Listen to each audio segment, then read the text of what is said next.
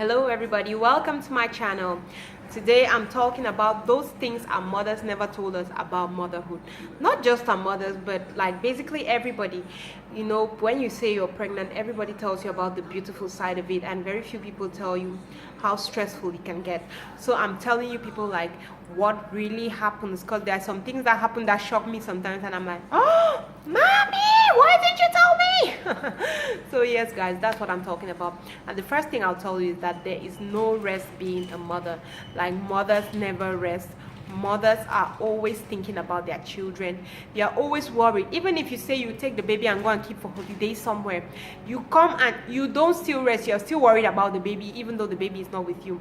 Like, that's just it. And I've seen it a lot with my mom. Like, she calls us basically every day to ensure that we are all doing fine.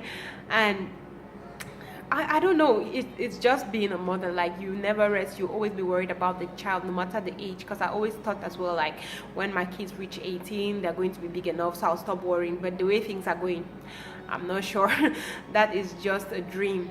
The next thing I'll tell you guys is you're never going to be the same person, both physically and mentally.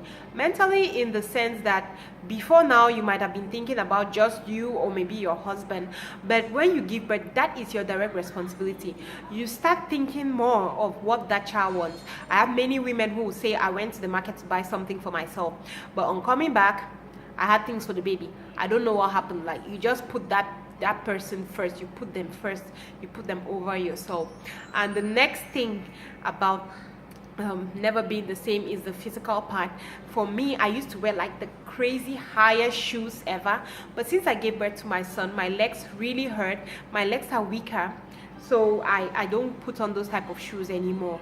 And also, the size of my legs have grown. For my son, when I gave birth to him, before I was wearing size 39. When I gave birth to my son, I moved to 40.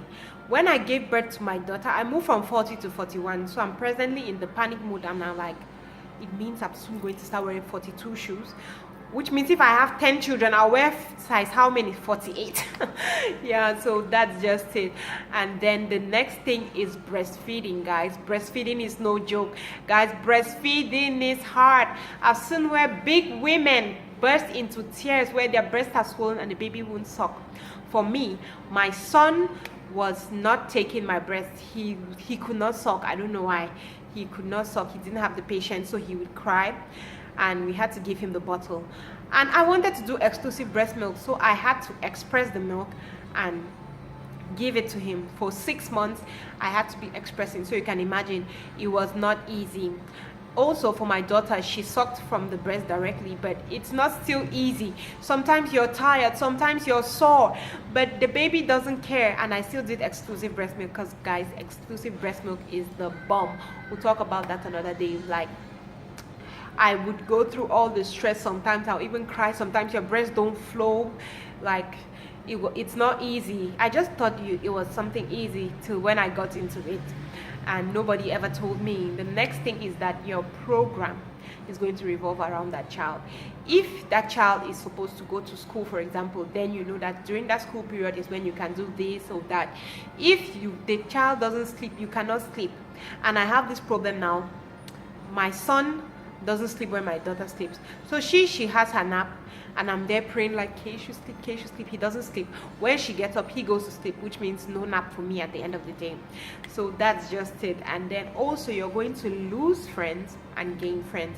Like, when you give birth, some people will not understand. There are some friends that might not understand why you don't visit as much as possible, you don't chat as much as you used to, and sometimes you people grow apart.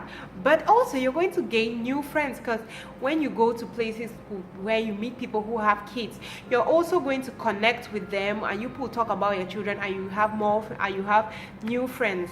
And then another thing is that your TV, guys, will never ever belong to you. Your TV belongs to those people. Like, now they're watching their cartoons. Like, the TV is not yours. I don't get to watch any program. My husband and myself, we basically fight before we can watch the TV. And when you put on what you want to watch, the cry that takes place in the house, the children cry their heads off. Like, you don't even get anything that you're trying to listen to. So at the end of the day, you have to tell them to watch what they want to watch. And finally, guys, The most exciting thing is that motherhood is never boring. Motherhood is so interesting. Like, they make me laugh every day. They show me new things every day. I'm in shock some days. I'm like, what? Did you just say this? Caden says new things every day. He does new things every day. It's exciting. So those are the things that our mothers never told us. Like, mommy, mommy did not tell me. My mother did not tell me this. I had to learn all of these things myself. So that's what I had for you guys. I hope you enjoyed it. Why don't you guys tell me some of those things that your mothers never told you about motherhood? I'll be glad to hear from you. Hope to see you guys soon. Love you. Bye.